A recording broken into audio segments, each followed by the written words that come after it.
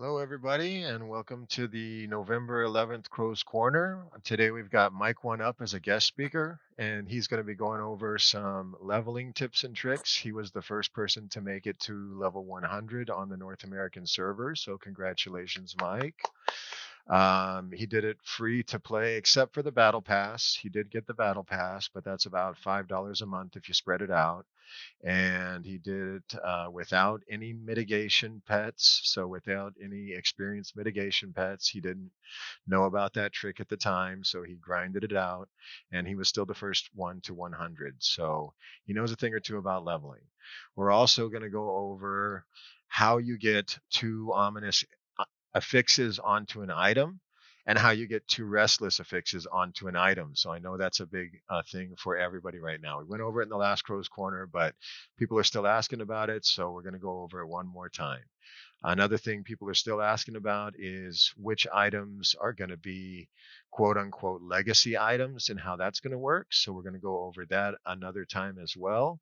And we're going to go over the FAQ from Wednesday as well for people that are showing up on Friday.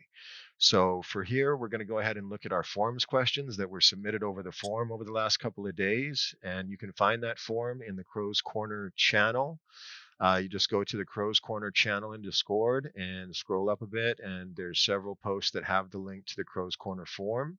You just go ahead and pick a post or pick a subject for it, and then put a short question on there, and then go ahead and put a long, detailed question. That's where you can have some more space to put out your questions, make it a little more detailed. You can put suggestions there as well. So you can use that to get some more detailed suggestions and questions to us. Tib, what do we have this week? So we got a couple questions. First one is we have someone that mentioned having a Steam Deck and playing with controller. The way I kind of understood the question, Rob, bottom line, do you know if the devs are planning on adding a more robust controller support to the game, or what the plan is with that?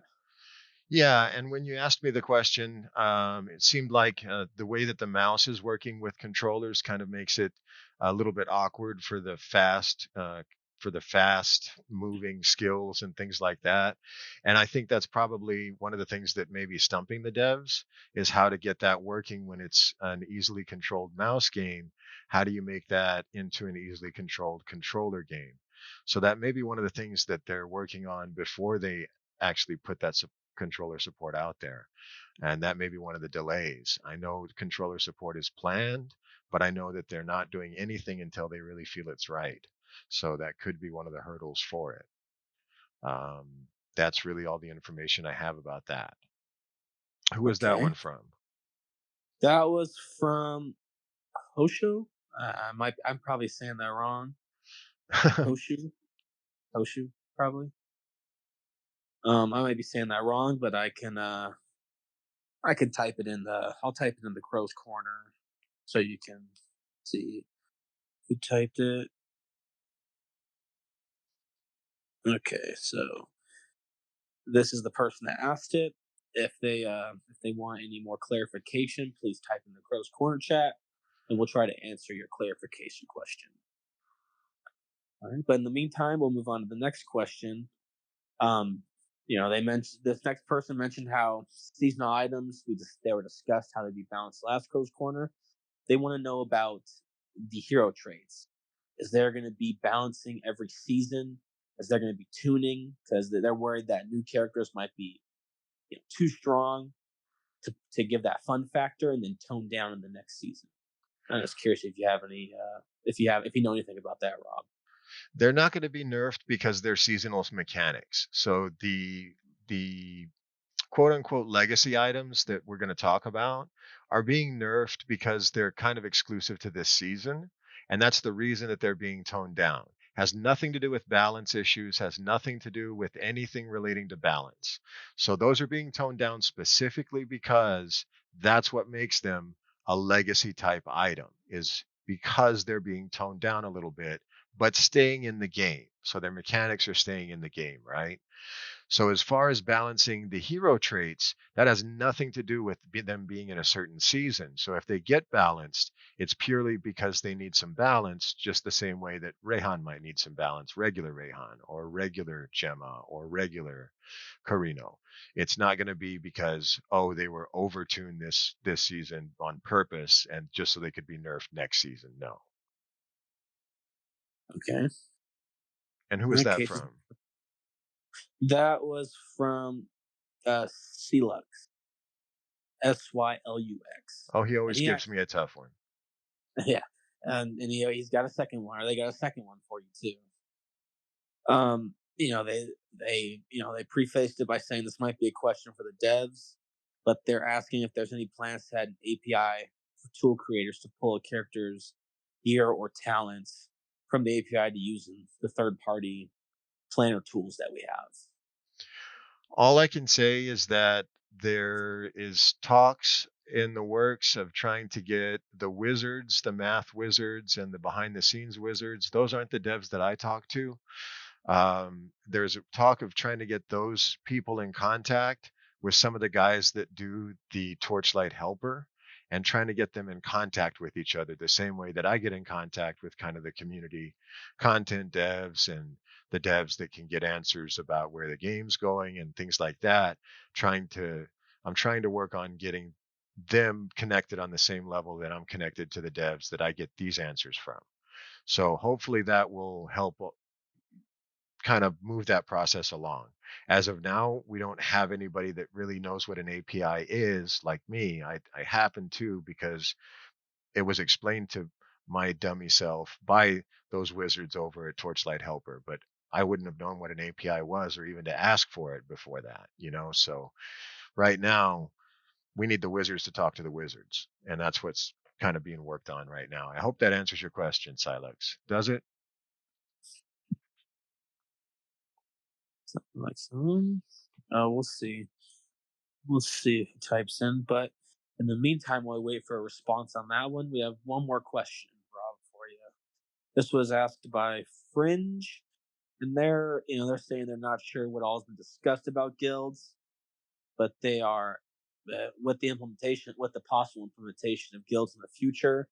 They want to know if there may be like a guild storage between all the different members of the guild to share gear.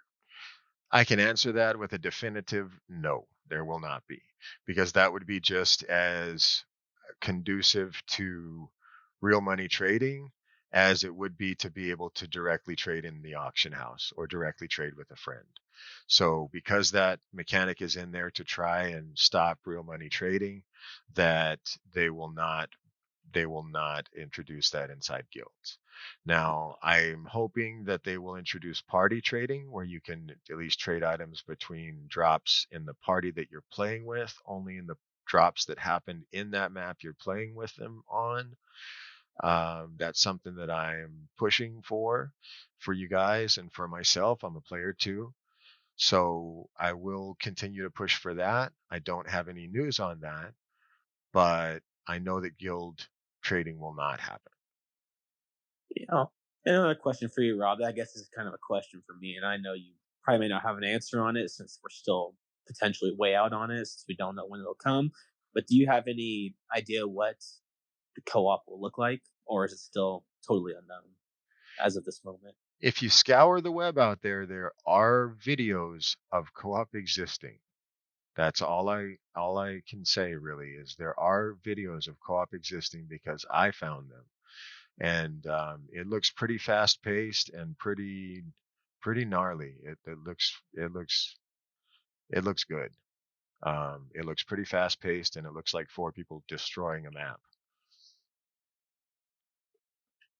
Okay. And for forum questions, that's all we have. If anyone else has any questions, write them down. I'll put them in a separate channel for me to go back and read out at the end during the open part. But I think we should get to Mike's presentation now because he's got a lot of good information to give us. Yeah, Mike's going to go over some, like I said, how he leveled up to 100. So, some leveling information and specifically how he did it for free. So, go ahead and take it away, Mike. I'm going to go ahead and switch over to your screen now. Give me 1 second. And here you go, Mike. It's all yours.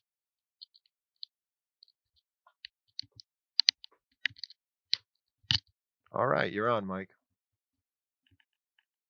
Like you there? Oh, we lost him. Mike? Oh, he typed something. No, we can't hear him. So, yeah, Mike, we can't hear you. Hello? Can you hear me now? Yeah, Yeah, we hear there he you. is. Okay. So, hi. What I did essentially was I had a lot of practice ahead of time, so that helped. And I knew my plan going into the game. As soon as I got to level 20, they gave us the pets, the free 10 pets for pre-registering and all that stuff. So right away I went into the boon and I went to the anchor system. And I anchored survival because I knew the survival pets were the ones I wanted to use to level. So I cracked all my free pets that were gifted to me in the anchored under survival. And I missed. I got nothing I wanted, which sucked. So I threw the highest level pet I could on, and that just gave me extra pack points, and I continued leveling all the way to 80. Once I got, while I was leveling, I was using my free currency to buy bag space. And I bought until it cost 100. Once it cost more than 100, as you can see, I stopped. Uh, I it came up with a theory or math calculation, I guess, where I was like, anything past this really isn't worth it. At this point, you kind of want to just invest in your stash space instead.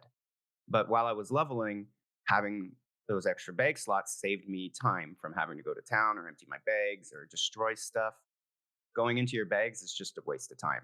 So you want to do that as little as possible. So I did that. After that, I bought one stash tab extra. And from this point on, every other free currency I got was thrown into more survival pets until I got the two I wanted. Once, which, as I will show you, was one was the purple pet here that I'm still using, and he gave me X bonus XP. And then the other one was the blue pet, which is, I believe, this otter. Yes. And he gives me bonus experience. I used all of these pets all the way to 100, which after doing this, I realized was the wrong way to do it. You're supposed to switch them out to essentially these mitigation pets, right? The XP penalty mitigation once you get to 85 plus, more like 80, 88, I would say, but still. Using these, especially if you have all three of them, will drastically speed up that leveling process. It honestly is probably the reason why the Asia server beat me by 2 days. They were probably using these. I highly recommend using these once you're trying to push the final end game levels. As far as what I did, once I got to maps, I progressed everything very linear. So you start off at time mark 1 in Glacial, and I did time mark 1 in Glacial. Then after that, I did time mark 1 in Boiling Lava. Then at this point, the cards are starting to be unlocked. First card, I mean, it's random what gets given to you. But while I was doing this, especially early on, I got Recollection early. Recollection early will help you sustain those maps in the beginning because you're kind of susceptible to RNG giving you the zones you need to progress the story to unlock stuff. So having Recollection early was a big help. Other than that, Pity is also really good to speed up the progress of getting the cinders. That way you don't have to do 5, 6, 7, 8, up to 11 it gets to. This will cut it down by half. So getting this early was also a big help. Other than that, all these monster cards. Every time I saw a monster card, I snapped it up. And those were the priority focus while I was choosing which cards to go through while I was leveling. I didn't focus on money, I didn't focus on other stuff at all. It was strictly if I see a monster card available, I'm slamming it.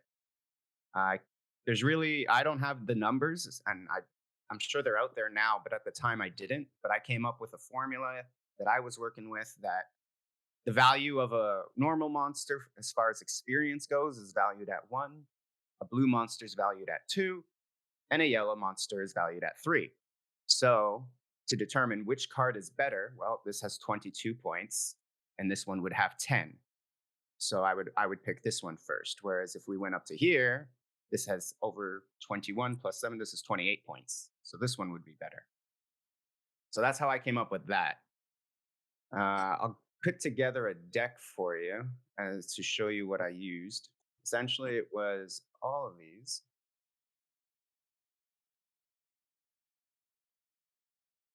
I use sharp and generous because while you're leveling, you might as well be making some profit along the way because you're going to need that.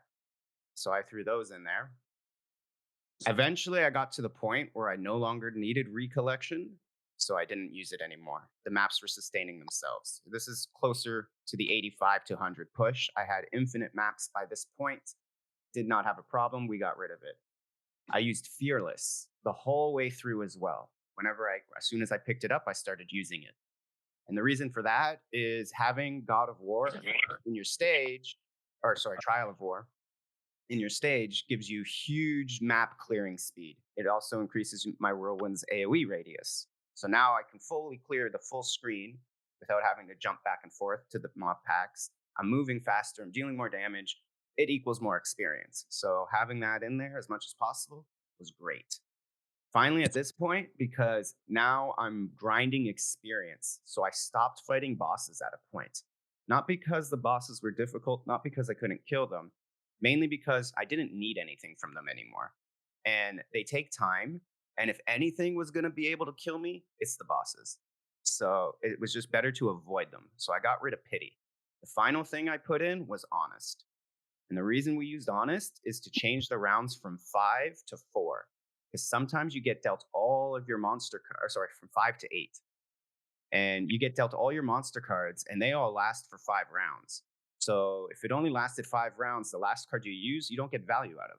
But stretching it to 8, I can load the maps up with so many monsters that in some cases would actually cause some problems because there were too many monsters in the maps. So they either load slowly or in very extreme cases, wouldn't even load at all. So be careful you don't overload your maps.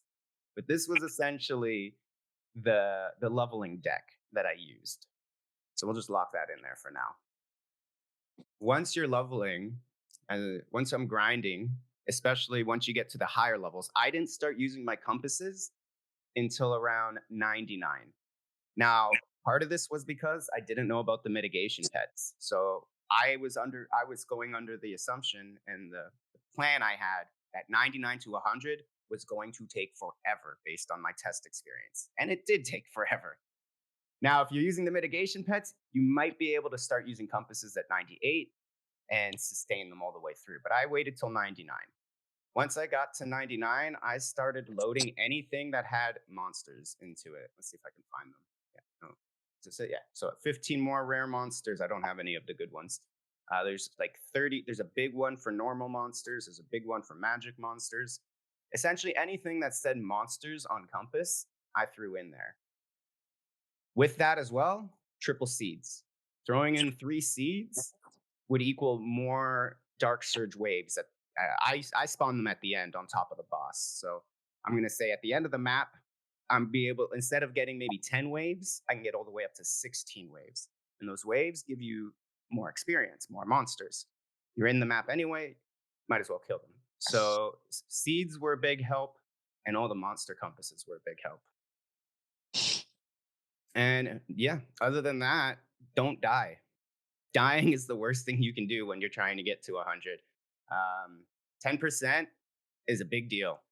In my scenario, not using the mitigation pets to get that 10% back would take me about an hour and a half to maybe 2 hours, depending on the speed. So yeah, dying is the worst thing you can do if you're trying to level to 100. So do whatever you can to avoid that. Make sure your resistances are always maxed.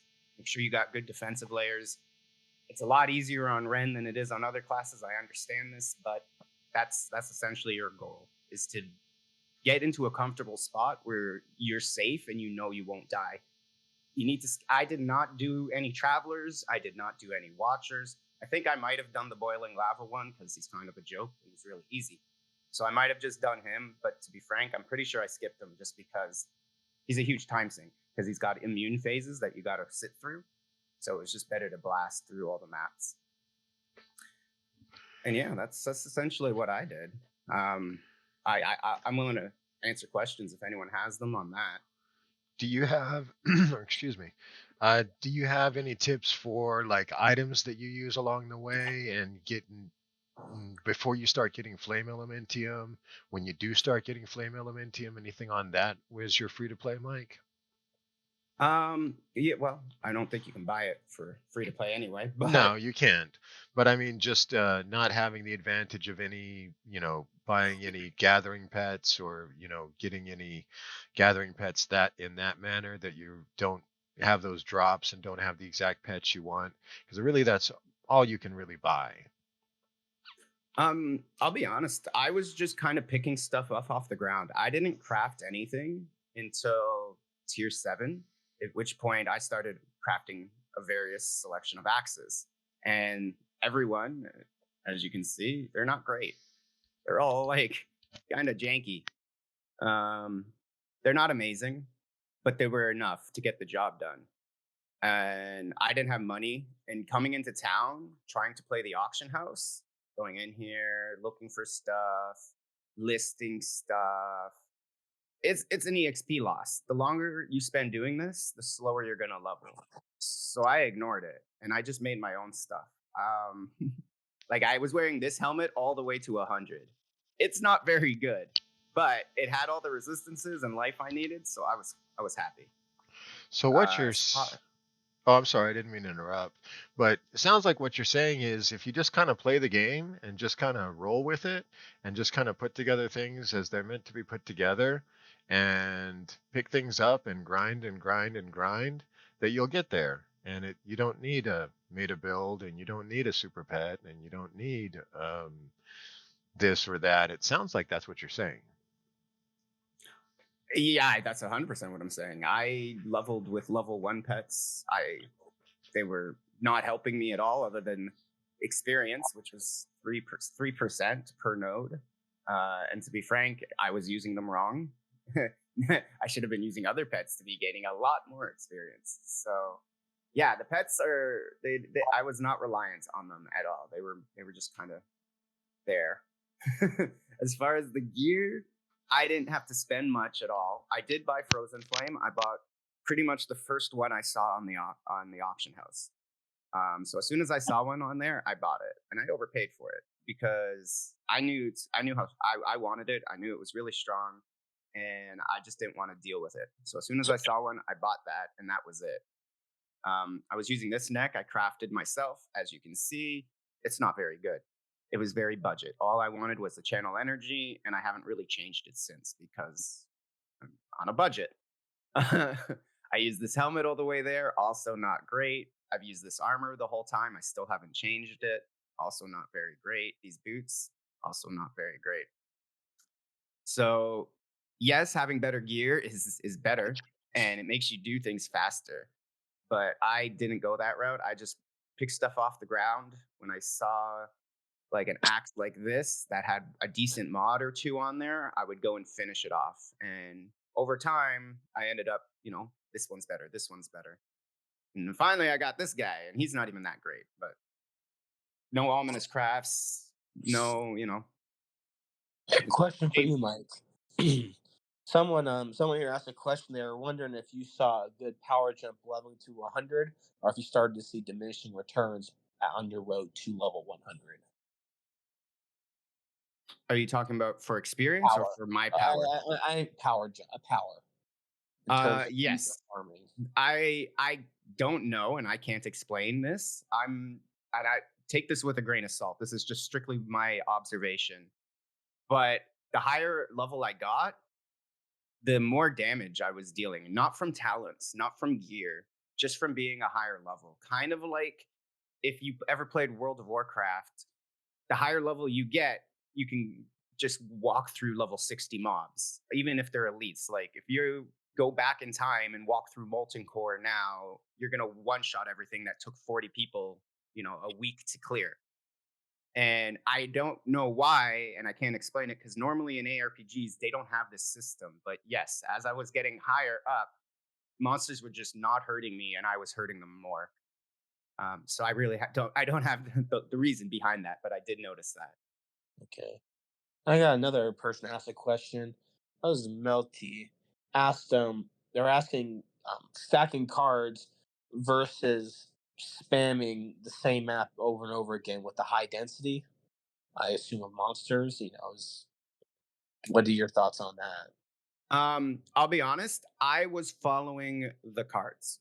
So yes, there is like Dremen Village, or there's other maps, especially for Whirlwind, that are very linear and have narrow pathways. So you can just clear it while you're moving very quickly because your radius is the whole hallway and you're one-shotting everything. So yes, those were ideal maps when I got them, but I wasn't going out of my way to specifically just slam village, village, village, village. I was loading monsters in the maps. So anytime I saw monsters, I'd click those cards, I'd compass it up, and I'd go out of my way. I wouldn't even take the straightest, fastest path. I'm putting the monsters in the map. There's a reason for that. I want to kill them. So just putting them in the map and then leaving them alive doesn't help you. So when I got them lined up perfectly, it was beautiful and I loved it because it's a lot better if you can have 1,500 monsters in Draymond Village that you can just walk over. Doesn't always work that way because sometimes the cards don't want to bring you to the village. You know what I mean? Yeah, I gotcha. Then I got another person who asked a question. Person's name's Power. They asked when did you have to get a new set of gears when you hit level 98 because of the -20 all resistance debuff you get at that level? I know you said some of your gear you used all the way through. Was there any example of gear that you thought, okay, I need more resistance? I need to push for a little more here. Or is just Um, whatever you came across you just went with? I always made sure my resistances while I was leveling were capped. So if I changed a piece of gear that brought my resistance down, I would enchant a different piece of gear or craft it to get my resistance back. Now I'm 100. I've clearly not kept them capped anymore. But as I was leveling, yes, I did keep them capped. The pets helped. Like I mentioned, I prioritized survival pets, and all the survival pets not only give you experience, they also give you resistance. So that helped with keeping my resistance capped. Okay. All right, looks like that's all the questions we have for you. So if you got any, unless you got anything else to add on, I think that sums. Uh, I no, that's pretty much all I did. I wish there was more. I didn't go to bed. If you want to get first, just don't go to bed. I wish I did something special that I could share with you guys, but while you were sleeping, I just kept playing. And that's the only special thing I did. Well, I think you, Nothing I nothing think crazy. you, I think you just unlocked the secret of free to play. Grind it out and go roll with the punches of what you get, and there's really not anything. Do you wish that you would have had things that you could have?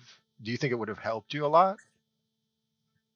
Well, at the time, like when I hit level 20 and I did my first pet pulls and I missed, I was tempted to swipe. I thought about it because I was like, if I have these at level 20, it's going to be a lot better than if I have them at 80. But in retrospect, I wasn't even trying to get the right pets at the time because I didn't know about the mitigation. So me not swiping actually saved me some regrets, if anything, because I would have been upset that if I was swiping trying to get the wrong pets and then I found out, oh, these ones are actually better, I would have been upset. But because I didn't swipe, I'm not upset. I can understand. Not everyone gets lucky on those first pulls. Definitely, it's just the name of the game. That's why this game is works well as a free to play. Like I said, you had just the season pass, and you were the first hit level 100 North American server.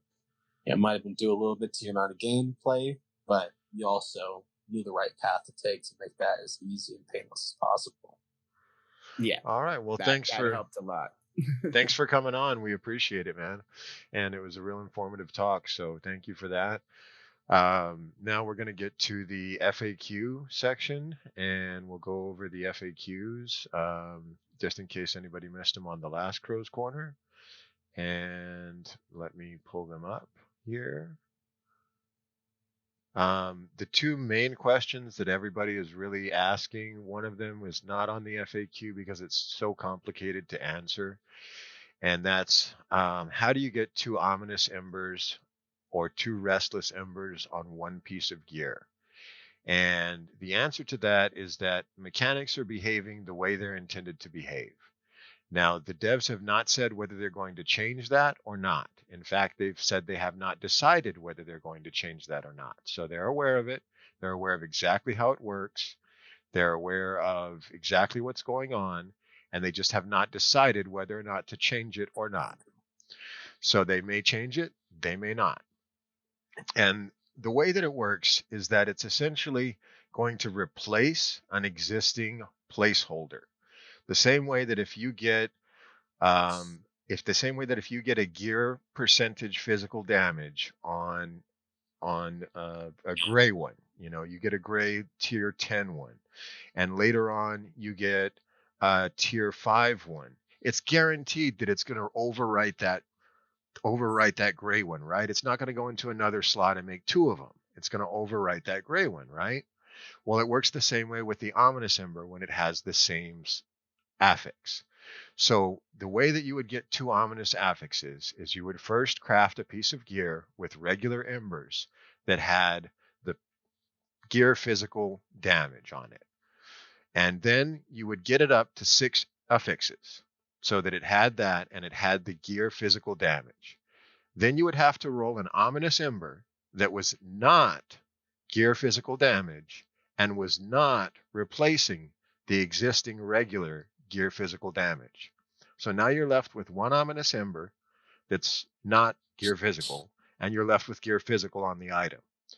Then you're able to roll another ominous ember that would normally replace that ominous ember, right? And you keep rolling that until you get the ominous for gear physical. And it forces it to replace the existing gear physical. So that replaces that. And that's how you end up with two of them. So there's no way to get two super special, unique to ominous powers or two super special, unique to restless powers. The only thing that you can do is get a souped up version of something that you can get on a regular ember because it already has to be there so that it can be replaced by the ominous ember and forced into a different slot. Does that make sense, guys and gals?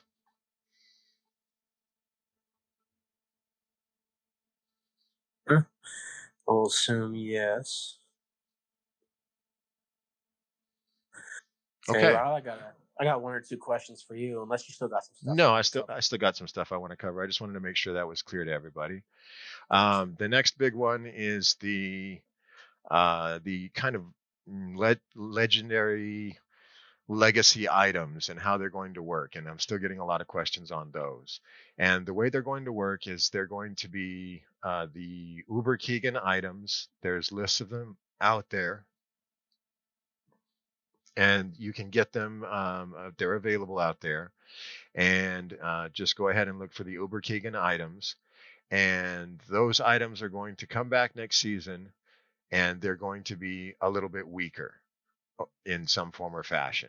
So there will be legacy on the standard server in the way that they won't be quite as powerful as the legacy versions of them. So that's the ones they are, and that's what's going to happen to them.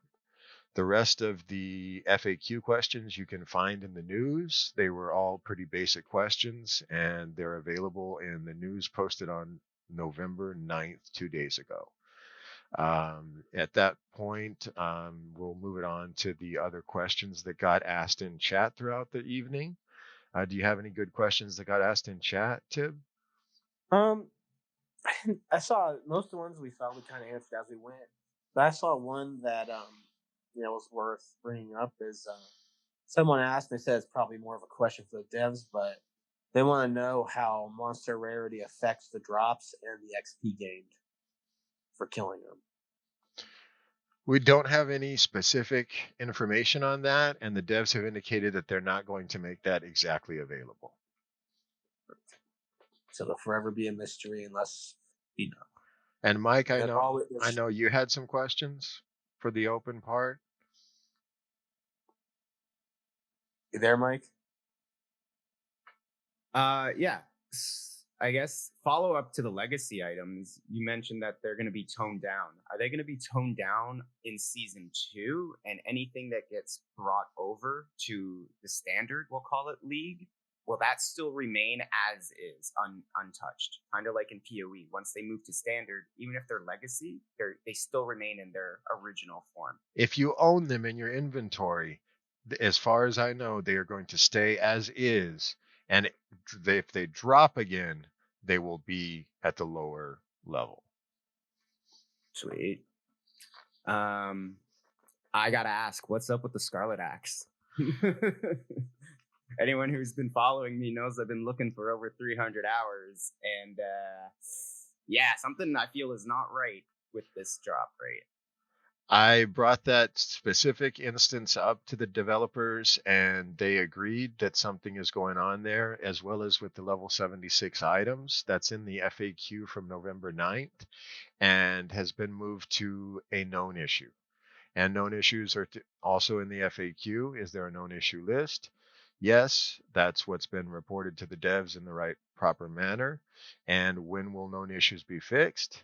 By next season. All that's in the FAQ. All right. What is a precious item? There's a few instances in the game where it says, like, for instance, that Trial of War, Mm-hmm. you have 3% chance to gain a precious item. What do they mean by that? That is and everybody that comes to Crow's Corner knows when I start talking slowly, everybody knows what that means. Precious item. That is now on the official notepad to get to developers at my next big meeting with them. All right. And then I guess finally, and this is, as a free player, super important to me. When is the login track coming back? They took it away after a patch note saying it would come back after maintenance, and it hasn't come back. And it's been about a week and a half, maybe 2 weeks of no daily login rewards. And as a free player, I'm reliant on those. When it gets fixed is the only answer that I can give, and I will make it a point as to how important that is for their free-to-play players to get that fixed as soon as possible. Oh, okay. And do you know if they have any plans to essentially, we'll call it uncapping the battle pass? Because I myself and I know other players are already done the battle pass in less than a month, and there's 2 months left with really nothing to do with it. Well, yeah, and that's a Normally, like, a good lot of point. battle passes have like caches for over leveling it, kind of thing. They're not amazing. We're not asking for a lot, but just a little prize to keep playing the game. Yeah, and it gives you an incentive to keep playing the game, so it gives them an incentive to keep their players to keep playing the game as well. So I know that's something that they're thinking about and has been brought up, and they're thinking about it as, oh, that's a good idea, was the response I got from them on that one. Can't say whether they're going to do it or not. Don't know if they're going to do it or not, but hey, that's something to think about. Was a strong response that I got from them on that one. All right. And then the other big question that I get asked a lot, and I think it's already been posted with the answers at the start of the Pros Corner, but the symbols on Trial of the Huntress. Do we have 100% definitive answers for what each symbol represents, or are we all still kind of in the guessing stage? I don't know of any official source of information those have come from, other than just testers. So I think that it was posted here by one of our mods, and I trust them to have tested things. So I think we can be pretty sure that that's what it is. But it's a pretty sure kind of thing that's just been tested by our moderators. And I think that was posted by Ion. Yeah, I believe they posted it at the start for everyone to see. Yeah. I'm not looking at chat right now, so I can't see it. But if you guys scroll up, you should be able to see that. So there is that. And like I said, mods generally don't post things without having some form of testing behind it. All right. All right. I guess. Uh huh. I had a question for you, Rob, and this is kind, and this was I saw another one of the mods typed in the Crow's Corner, but I thought it was worth mentioning because at least something you can bring up is they asked if there was like pretty much a plan for like seasonal events related to holidays. Oh, I don't know, but that's a good one. Holiday events. Santa Claus Moto when? Yeah, definitely. Yeah, that's specifically they brought up was a Christmas season. Is there some kind of Christmas event? But that could apply to all different holidays, especially major ones that are. Yeah, I guess everybody's got a holiday time around that time from all parts of the yeah. world, so it would have to be a multinational holiday for sure. But yeah, Santa Claus Moto for the win. It's got to be. It's gotta happen. Okay, well, it looks like we got all the questions answered, and we got a great presentation from Mike. I appreciate you coming on and answering all those questions, Mike. And thank you guys. We'll see you guys next week. We will not be broadcasting next Wednesday, so keep that in mind. And we will see you all next week.